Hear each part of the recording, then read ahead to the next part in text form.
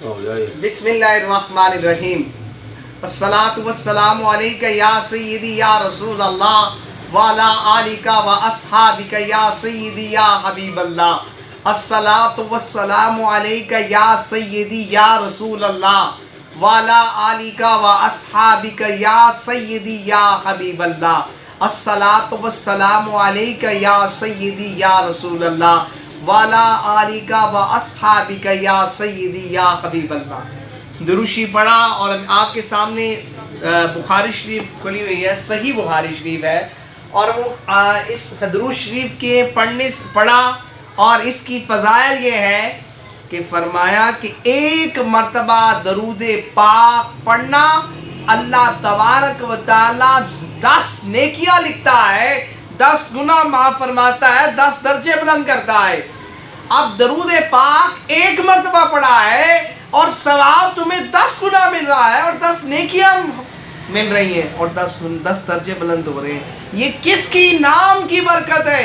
یہ حقیقت میں مصطفیٰ کے نام کی برکت ہے.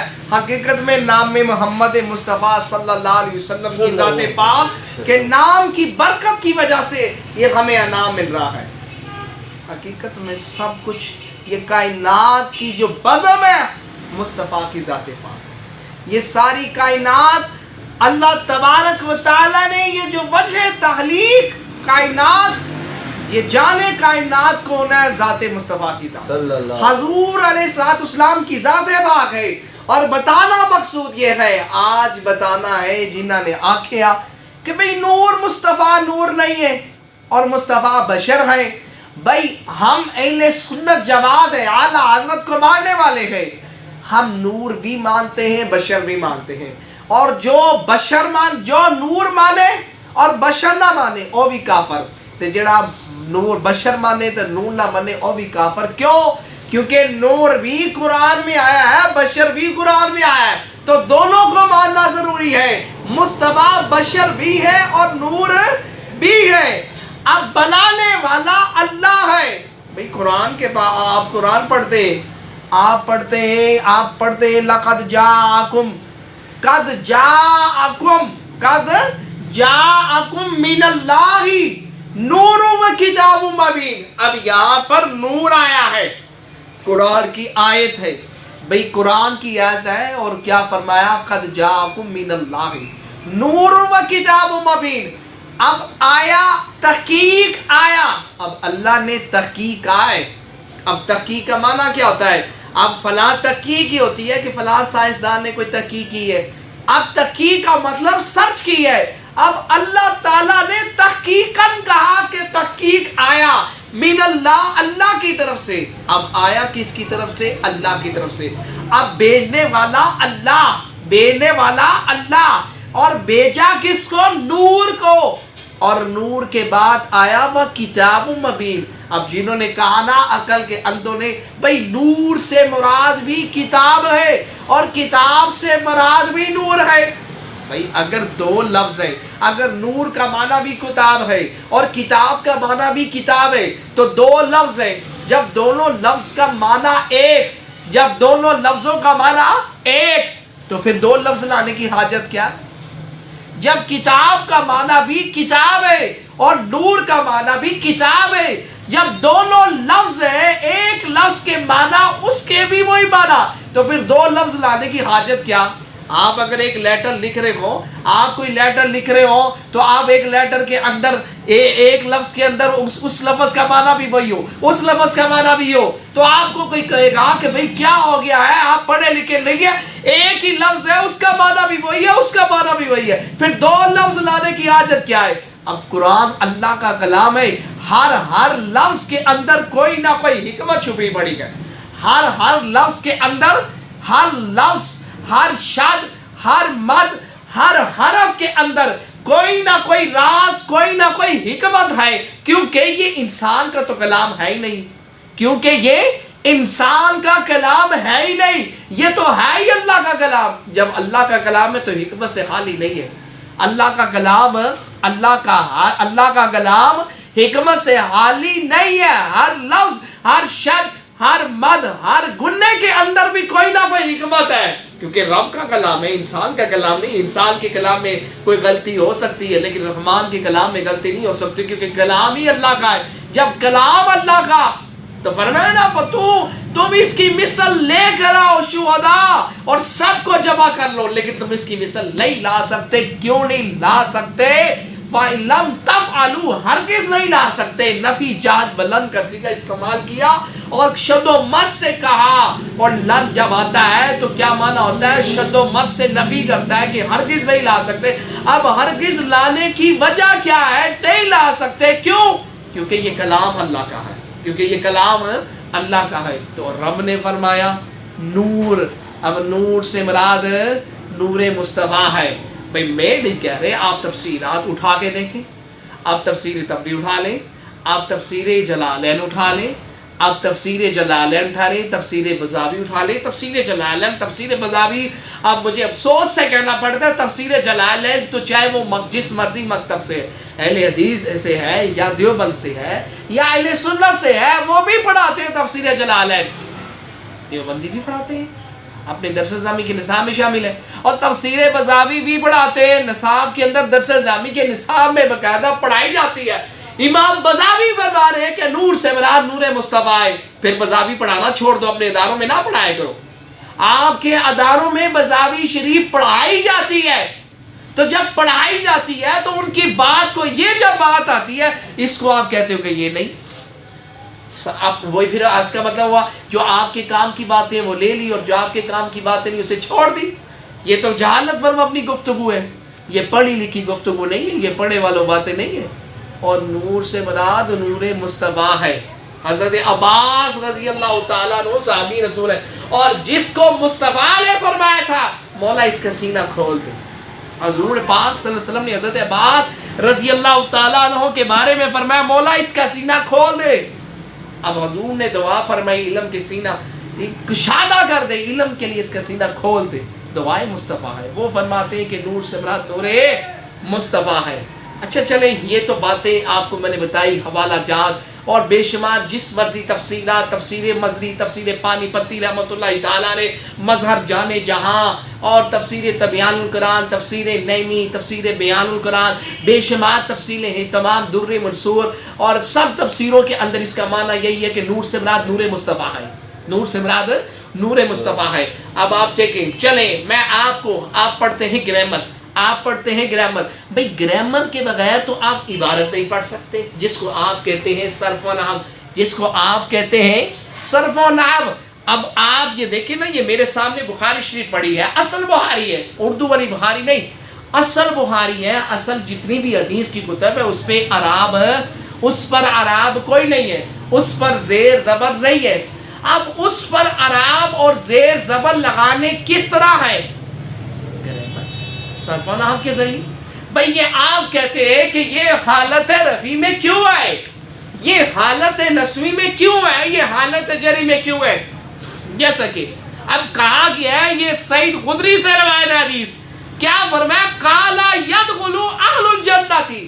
اب دیکھیں نا یہاں پر جو بتانا ہے، اب یہ جو کہا قالا یدخل اہل الجنہ کی، اب یہاں پر نحو نے بحث کرنی ہے کہ یہ لام کے اوپر آپ نے پیش کیوں پڑی ہے، اہلو لام کے اوپر آپ نے پیش پڑی ہے، گویا یہ حالت رفع میں آنے کی وجہ کیا ہے، اس کے اوپر حالت رفع میں آنے کی وجہ کیا ہے، یہ فارمولا نہ بتاتا ہے۔ تو بتایا یہ کہ یدخل فعل اور فعل کے بعد فاعل آتا ہے اور فاعل مرفوع ہوتا ہے، تو اہلو مضاف اور جنتی مضاف لے، مضاف اور مضاف جمع ہو کر یہ بن جائے گا یدخل کا فاعل، اور فاعل مرفوع ہوتا ہے۔ تو یہ سارے فارمولے بتانے ہیں آپ کو گرامر نے۔ تو گرامر کے اندر کیا یہ قاعدہ نہیں ہے کہ واو مغایرت کے لیے آتی ہے، واو مغایرت کے لیے آتی ہے، یعنی کہ پہلا لفظ دوسرے کی غیر ہوتا ہے، یعنی ایک دوسرے کے غیر ہے۔ اب قرآن پاک میں آیا وَآقِمُوا الصَّلَاةَ، نماز قائم کرو اور زکوٰۃ دو۔ اب درمیان میں واو آیا ہے، درمیان میں واو آیا ہے، نماز قائم کرو اور زکوٰۃ، تو اب واو آیا، تو واو کے آنے کا مطلب کیا ہے؟ نماز اور شے ہے، زکوٰۃ اور شے ہے۔ یعنی نماز عبادت ہے، زکوٰۃ عبادت ہے، لیکن نماز ایک علیحدہ عبادت ہے، زکوٰۃ ایک مستقل علیحدہ عبادت ہے۔ تو یہاں پر وہ گویا واو ان دونوں کے مغایرت کے لیے آتی ہے، تو گویا واو تو آتی مغایرت کے لیے، نحوی قاعدہ ہے۔ افسوس سے مجھے کہنا پڑ رہا ہے کہ تم لوگ صرف و نحو پڑھتے کس لیے ہو؟ صرف و نحو اس لیے پڑھتے ہو کہ مصطفیٰ کی عظمت سمجھنے کے لیے۔ اگر صرف و نحو پڑھ کر بھی حضور کی عظمت نہیں پڑھنی ہے تو بھلا اس صرف و نحو پڑھنے کا فائدہ کیا ہے؟ وہ علم، یہ گردانے، یہ دادا با یدربو ناصرہ ینصرو فاتحہ یفتحو سامیہ یسمعو کارمہ یکرمو، یہ ساری بھی حاسبہ یکسبو، یہ فاتحہ یفتحو ناصرہ ینصرو دارا با یدربو، یہ گردانے پکانے اور یہ قاعدے، یہ حالت ربی حالت نصبی واو مغایرت کے لیے آتی ہے، یہ نہیں آتی ہے، یہ کیوں ہے، یہ جر میں ہے، یہ نصب میں ہے، یہ فتح میں ہے، یہ کیا وجہ ہے؟ یہ سارے فارمولے یہ بتاتا کون ہے؟ گرامر۔ اگر گرامر پڑھ کر بھی حضور کی عظمت، حضور کے فضائل، حضور کے مناقب نہیں سمجھنے تو کیا فائدہ آپ کو یہ پڑھنے کا؟ بھائی علم پڑھتے کس لیے ہیں؟ اللہ اور اس کے رسول کی پہچان۔ علم پڑھنے کا مقصد کیا ہے؟ اللہ اور اس کی رسول کی پہچان۔ اور اگر اللہ اور اس کے رسول کی پہچان ہی نہیں ہونی ہے تو وہ علم کا کیا فائدہ ہے؟ ہم علم اس لیے پڑھتے ہیں کہ ہمیں مصطفیٰ اور اللہ کی معرفت اور پہچان ہو اور ہمارا رابطہ اللہ رسول سے ملے، یہ مقصد ہے علم پڑھنے کا، اور یہ کوئی مقصد نہیں ہے۔ اگر آپ کا مقصد یہ نہیں ہے تو پھر آپ کو تو پڑھنے کا کوئی فائدہ نہیں ہے۔ تو بھئی آپ کے گرامر، یہ صرف و نحو، یہ منطق، یہ فلسفہ، یہ فقہ، یہ اصول فقہ، یہ اصول شاشی، تفسیر بزاوی، تفسیر جلالین، فتح ناصر ینصر، یہ سارے قاعدے، یہ سارے فارمولے، یہ پڑھنے کا مقاصد کیا ہے؟ اس لیے کہ مقام مصطفیٰ کو سمجھنا۔ اگر حضور کی عظمت، حضور کے مقام کو اگر آپ نے نہیں سمجھا ہے تو پھر آپ کا پڑھنے کا، آپ کا پڑھنا اور پڑھانے کا کوئی مقاصد، کوئی مقصد نہیں ہے، کیونکہ اصل مقصد معرفت مصطفیٰ ہے۔ اب دیکھیں نا، جو میں نے بتایا بذا حضرت عباس رضی اللہ تعالیٰ، اب وہ کیا فرماتے ہیں کہ نور سے مراد کون ہے؟ نور سے مراد حضور صلی اللہ علیہ وسلم کی ذات پاک کی ذات ہے۔ نور سے مراد حضرت عباس رضی اللہ تعالیٰ کیا فرماتے ہیں؟ حضور صلی اللہ علیہ وسلم کی ذات پاک ہے۔ اب اس پر یہ کیا فرماتے ہیں؟ یہ میں نے نہیں کہا، آپ تفسیر عباس اٹھا کے دیکھیں اور اس کے اندر کیا فرمایا گیا ہے کہ حضرت عباس رضی اللہ تعالیٰ عنہ سے روایت ہے۔ فرمایا اس کی تمثیل یوں ہے، میں نے نہیں کہا بھئی حضرت عباس رضی اللہ تعالیٰ عنہ نے فرمایا کہ دیکھیں، ایک حضور علیہ السلام کی جب عظمت اور رفت کی بات آئی، جب حضور کی عظمت اور رفت کی باری آئی، جب حضور کے رخ زیبا کی بات آئی تو اللہ تبارک و تعالیٰ نے فرمایا والضحیٰ، تیرا مصطفیٰ کے چہرے کی جب ذات کی، مصطفیٰ کے رخسار کی باری آئی تو اللہ تعالیٰ نے قسم اٹھا کے کہا والضحیٰ، 14ویں رات سے زیادہ چمک والے چہرے کی قسم ہے۔ اب جب مصطفیٰ کی زلف کی باری آئی تو پھر اللہ تبارک و تعالیٰ نے فرمایا واللیل اذا سجا، پیارے مجھے تیری زلفوں کی قسم ہے، اور جب تیرا چہرہ جم جاتا ہے، وہ بڑی لمبی تفصیل ہے۔ اب سجا کا معنی چھپنا ہے، اور چھپنے سے مراد حضور علیہ السلام کا چہرہ، جب حضور اپنی زلفوں کو سوارتے اچانک حضور کے چہرے، آقا علیہ السلام کی زلف مبارک چہرے پر آ جاتی، چہرہ چھپ جاتا، رب نے اسی کو سجا کہا۔ مصطفیٰ اپنی زلفوں کو سوارے، رب نے قرآن میں فرمایا مصطفیٰ علیہ السلام رکوع کرے، اور فرمایا کہ آپ اتنی لمبی رکوع نہ کیے، آپ تھوڑا آرام بھی فرما لیا کریں۔ مصطفیٰ علیہ السلام کی جب زلف کی باری آئی تو اللہ نے قسم کھائی، مصطفیٰ کے چہرے کی بات آئی تو اللہ نے قسم کھائی، مصطفیٰ کی چادر کی بات آئی تو اللہ نے فرمایا یا ایھا المزمل یا ایھا المدثر۔ مصطفیٰ کی جب مصطفیٰ علیہ السلام کی عظمت کی بات آئی تو مصطفیٰ نے، اللہ تبارک و تعالیٰ نے قسم اٹھا کے کہا۔ مصطفیٰ کی جب بات آئی تو اللہ نے فرمایا لا عمرک، مجھے تیری عمر کی قسم ہے، مولا عمر کی قسم۔ اب عمر اس طرح نہیں بنتی بھائی، عمر اس طرح نہیں بنتی۔ تفسیر مزیپانی پتی رحمۃ اللہ تعالیٰ فرماتے ہیں عمر بنتی ہے وقت، عمر بنتی ہے سیکنڈ سے، سیکنڈ سے منٹ، منٹ سے گھنٹے، گھنٹوں سے دن، دن سے رات، رات سے پھر مہینے، مہینوں سے سال، اور پھر بنتی ہے۔ گویا اللہ نے مصطفیٰ کی عمر کی قسم کھائی، کیونکہ عمر بنتی ہے منٹس، منٹ سے سیکنڈ، سیکنڈ سے گھنٹے، گھنٹے سے دن، دن سے رات، رات سے مہینے، مہینوں سے سال، پھر اس کے بعد پھر عمر بنتی ہے۔ تو گویا اللہ تبارک و تعالیٰ نے مصطفیٰ کی ہر گھڑی، ہر سیکنڈ، ہر منٹ کی اللہ قسم اٹھائے۔ مولا تجھے قسم کھانے کی حاجت کیا ہے؟ فرمایا بتانا چاہتا ہوں کہ میرا یار کی ہر ادا، ہر لمحہ، ہر ایک، ہر ادا، ہر شے بے مثل اور بے مثال ہے۔ اب رب تبارک و تعالیٰ قسم اٹھائے، وہ بے نیاز ہے۔ ہم تو چلو قسم اٹھاتے ہیں تو اس لیے اٹھاتے ہیں کہ چلے جی ہم نے یہ بات ثابت کرنی ہے کہ میں نے یہ کام نہیں کیا۔ آپ قسم اس لیے اٹھاتے ہیں نا کہ اللہ کی قسم میں نے یہ کی نہیں کیا، تو گویا جو آپ پر دفعہ لگی ہے اس دفعہ کو رد کے لیے آپ قسم اٹھا رہے ہیں۔ تو رب تبارک و تعالیٰ کو جو قسم کھانے کی حاجت نہیں، وہ تو خالق ہے. وہ خالق ہو کر مصطفیٰ کی قسم اٹھا کر یہ بتانا چاہ رہا ہے کہ وہ بے مثل اور بے مثال ہے.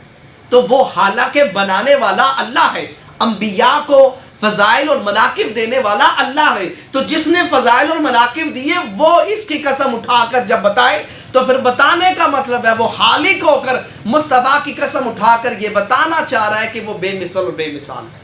اب دیکھیں نا، جب عظمت کی باری آئی، یہ ساری تمہیدات، جب عظمت کی باری آئی تو اللہ نے قسم اٹھائی. لیکن جب بشر کی باری آئی تو پھر یہ نہیں فرمایا. پھر اللہ نے کب کہا ہے کہ مصطفیٰ بشر ہے؟ یہاں پر کل، بھائی کل جو ہے، آپ سر پڑھتے ہیں، آپ جا کے کسی بھی اپنے ملا سے پوچھیں کہ یہ کل ہے، یہ سیگا کون سا ہے.